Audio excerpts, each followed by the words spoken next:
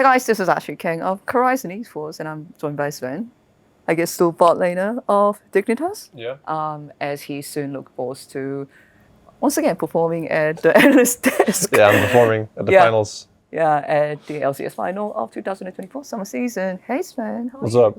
Yeah. Good. Nice to be here. It's a bit too early for me, but it's like call time for like analyst desk people are even earlier than the players. So yeah, it's messed up. Because like the matches actually start at 1 p.m. Yeah, it's like we're like 4 hours earlier. Yeah. It's messed up. But how else has it been? Because I think people really appreciate hearing from you on the broadcast, and I guess that's one of the reasons that we see you on finals desk again. Yeah, I mean, I'm here anyway, right? And I was gonna watch the LCS from home anyway, so I might as well just be here, enjoying like the show and the venue and interacting with fans and the fan fest and like the crowd's always nice anyway. So I think it's cool. Yeah, and like I think this one feels a bit more back to what we know, given that it's actually being held at a venue like YouTube Stadium. Yeah, it's really nice. Yeah, compared to the spring finals. Yeah.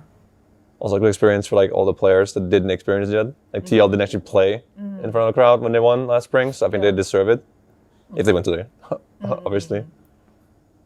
Is there like a feeling of, it feels great to be on the broadcast, but at the same time, I kind of wish... Obviously, I would rather be here as a player, but Yeah. I mean, if I'm not going to be playing, I might as well be here as unless there's something. I mean, it's a nice experience anyways, but of course I'd rather be playing. I do feel like we were kind of close since I thought when we lost to 100 Thieves that we would never ever beat C9. And I thought, I was like kind of coping to myself saying like, yeah, bro, 100 Thieves is going to get shit stomped by C9, and then they didn't. Okay. I was like, shit. It was kind of close, our series. Or like our path to Worlds was actually kind of closer than I thought it was, because I thought we would never make Worlds at that point because we lost to fucking 100 Thieves, right? Yeah. But then he actually beat C9. I was like, wow, we could make Worlds too. Oh man. So watching C9 lose to 100 Thieves actually kind of made it feel worse? Yeah. Because I thought after our game against 100 Thieves that was like not a very good series, I think. Both teams were playing kind of bad overall. Yeah. Maybe. You don't have to say it, you can just say like, yeah. But yeah, it was like not a very good series. So I thought like, shit, we'll never beat C9 anyway, so it's fine. Doesn't matter if we lose here or C9, doesn't actually matter, right? But then I watched C9 versus 100 Thieves and I was like, damn. Well, we were that close. I'm not saying that we necessarily would have beaten C9 if we had beaten 100 Thieves, not how it works, right? Yeah, exactly. But yeah, it made me feel kind of bad because I was like, damn, we were closer than I thought we were. Yeah. But Yeah, I also watched 100 Thieves versus C9, and honestly, of course, 100 Thieves did really well, and congratulations to them on making it to Worlds, but it was honestly almost shocking. Like, what was your overall take or review on the series and its results? I feel like C9 lost to themselves more than they lost to 100 Thieves. Okay. They were like, they're kind of doing the same thing T1 is doing right now. Yeah. I watched it just this morning, T1 Hammer Life. Yeah. They keep drafting things, they don't know how to play, and they're stubborn about it too. Like, I don't want to watch Faker play like ADC's mid. I don't want to watch Gumusi play 6. I just don't want to. Yeah. But I'm forced to every game. Yeah. Watching like C9 play MF and 6 and 2 LeBlanc games back to back. I don't know why I'm watching this, but I am. And I'm being forced into it too, Yeah. Like C9 could play so many other things and be really good, but they chose to play like the hardest path possible. I feel like team identity is really important when you're not in the best teams in the world. Like Genji can play whatever they want. Fine. They can pull it off. Yeah, fine. They can play like Draven, Yes, BLG can play Sonata and just win. That's fine. Yeah. It's fine. But like everyone else in the world can't do that. TL and FlyQuest are really good in those sense because they know this. Yeah. They don't play like Jace top or Camille top. They know that they're like capped. You don't see Whipple playing like champs he can't play. They know what they can and can't play, and that's a big part of why they're so good. Yeah. And I feel like some teams take a long time to figure that out because it's like ego reasons, or like if T1's playing, I should play it too, or like, you know what I'm saying? I feel like teams that understand this fast just get to like their peak faster. Like the audience, us, only see the drops happening on the monitor, right? We don't really see the discussions or the scrims and the analysis that led into it. Yeah. And you're mentioning so many different things. Okay, LPL and LCK are playing specific things. Maybe there's like a scrim bias. Yeah. Oh, I won on this champion so many times. And we also don't know what's like the proportion between the coach getting a say and the player getting a say. What is it really like? I mean, obviously, like these teams have scrimmed like what 30 plus games a week at least, right? And then they've decided this is the best way to go. Like it's like yesterday, for example, Hard Thieves, they opened Rumble and they got stumped by Rumble. But I don't blame them because they're losing and their drafts are bad. So maybe they have to open Rumble and just hope that he won't pick it because he hasn't played the whole split, my point that is. So it makes sense, right? But from outside POV, they're picking Jax and giving Rumble the most OP champ in top lane on last pick. You know, so like... And the people are like, oh my god, the draft is like... Yeah, you'd be like, draft is terrible. No, it is. But maybe they had to take a risk because they were like in the draft meeting and they're like, we can't win this draft. Okay, new scenario. Still can't win. New scenario, can't win. But maybe if we don't ban Rumble, ban this instead, we have a chance of winning draft. So it's like, I don't know what's going on in T1 scrims. Maybe they couldn't win with anything the whole week and the only thing they won with was kill in mid. I mean, maybe, right? So maybe I shouldn't like say, but it just looks like outside POV that like after like 3 games, maybe you don't play like, 6 ADC anymore. Maybe you go back to like some lane stumpers. Even if it's bad, it might be better than what you're playing now. Because like Carrier looked really bad. So did Owner. So did Guma. Yeah, it's sad to see because like, they're like really, really good laners and not playing like it. I feel like T1 could pull off what BLG is playing, but they just don't. Yeah. It's just annoying. When you feel like a good team is getting capped by the drafts or something. Yeah, exactly. Yeah. It's like almost pissing me off, a little bit. Yeah.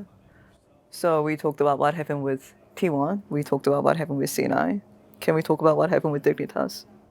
Yeah, what happened? We were also kind of in that boat where like we didn't really talk about team identity early enough. We kept playing things I think we shouldn't have. And then at the end, we kind of realized what we're good at. And I think that's why we had we played Hunties, right? We got stomped 3 games in a row. Like, it wasn't even like funny stomps, it was like completely like stomps. And then we played Energy. It was a 5-game bad series. And we came back against Hunties again. And we had like actually like a lead in the series too. And I think that's because we realized what we're good at and what we're not good at. And that's a big part of like our late resurgence. I think this split overall, we didn't have enough time. We were a new team in summer and we needed more time. I think we had a problem of like too many chefs in the kitchen. Like everyone has their own opinion and most of the team, the players are like veterans. So they believe the way they think about the game is right, which I do as well, right? So I don't blame anyone thinking that they're right too. But it took too long for us to like agree on a way to play the game. Like one guy wants to play 2 lanes, one wants to play 3 lanes, one guy wants to play this way and the other wants to play that way. It's hard to explain. I was going too much in depth, but that's the gist of it. Yeah, because like some people talk about, hey, if a team has 5 rookies, that's obviously not gonna work out. There's gonna be no shot caller. But like if you have, let's say 5 veterans, then there are too many shot callers. Like one person feels very strongly based on his experience, we need to go Baron now, and other person say we need to give up Baron and push more side lanes. So there is like a theory that there should be like a good balance of rookies and veterans in a single team. I know that's like a specific way of seeing things, and all teams work out in a different way. But what do you think? Yeah, it's just like if you have 1 or 2 veterans and a lot of rookies, you can kind of like gaslight them into playing your way.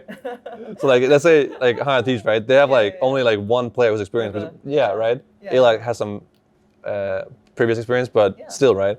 So if River says something to Sniper, he'll be like, okay, sounds good. Even if he's wrong, right? He'll be like, sounds good. I can literally imagine Sniper saying. Because that's how it works, right? When I was playing as a rookie, I was like, sounds good. Mithy says something, sounds great. So I was, that sounds good, bro. I'll believe you, whatever you say, I'll believe it. And at some point I'm like, as you grow like as a player and as a person, you like realize maybe this is not true.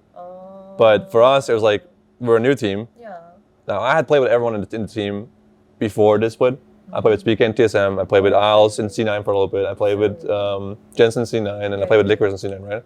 So I knew everyone personally, but everyone else didn't.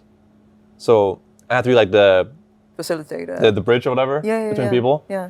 So it took time for us to learn each other's personalities and our playstyles, and we had a major differences of opinion, which is why we were like, first weeks taking games off C9 and TL, then we got stomped by Shopify, then we stomped someone else, then we got 3 against IMT, then we got stomped by 100 Thieves, then we beat Energy. It was like this the whole split, Because like 1 week we're playing what we're supposed to be playing, and 1 week playing something else. That was like our biggest problem, I think, which is also partly on me, partly on coaches, I think. Everyone needs to like be better at like maybe like compromising for each other. Yeah. I think that was our biggest downfall. And like looking back at it, C9 versus 100 Thieves was a 100 Thieves win. Made it so much more sad because I think we were like this close to beating 100 Thieves. Exactly, yeah. So makes me think like, what if? Yeah, what if? Yeah. It's like depressing. It was like a week ago, and it's still depressing. And because like I keep hearing from players that it feels so empty not to go to World because it's not just one loss. It's so you much time. just realize you look ahead. Hey, I'll be sitting at home watching people play, and that's just depressing. I remember I was in the room, right, and I was like, it's August 30th. I think it was when we lost. And I was like, you remember? I was like September. I was like, wow, I have 4 months of nothingness.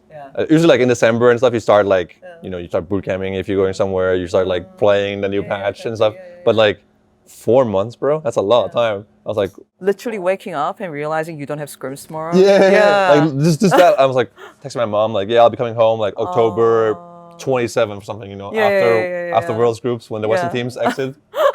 And you don't believe in Team Liquid? I see. No, I actually do believe in Team Liquid. I think they're like the Western hope. I'm no longer a G2 believer. I do think TL was kind of abusing lane swaps when they're doing well against T1 at the EWC. I do think that like that getting nerfed on the next patch that's coming out soon is going to be a problem for them. But I do think they have actual good macro. And I think FlyQuest is not a team we should underrate either. I think that they struggle with lack of experience. I think that namely their bot lane, Boosier mostly, didn't look very good at National before. But I think with more time, they can be. I think they have really good team fighting.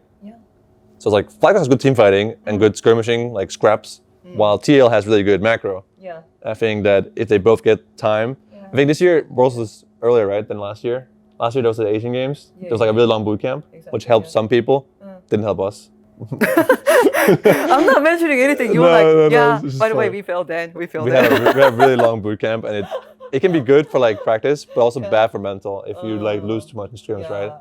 Because like we had really good scrims last year, thanks to our manager David, speaks Korean and Chinese, so everyone loves him. They're like, sounds good, we'll book you guys. And then you get stomped every stream, and you're like going boom. So it can be good for you as well, but if you go to like Worlds and you scrim too much and you lose, it's the double-edged sword, I guess.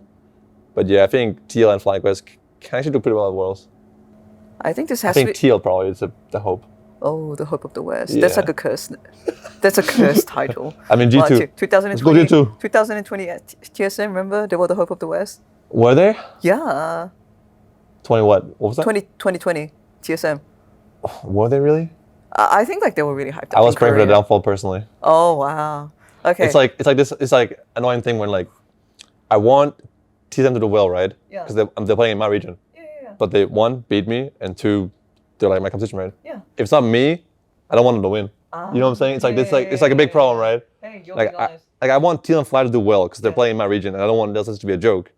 But I'm not playing at Worlds, so you know what I'm saying? It's like it feels bad to watch someone else do better than me. It's like like if I was at Worlds and I make semis, I'm fine with them making quarters. But like if I lose in groups, I hope they lose too.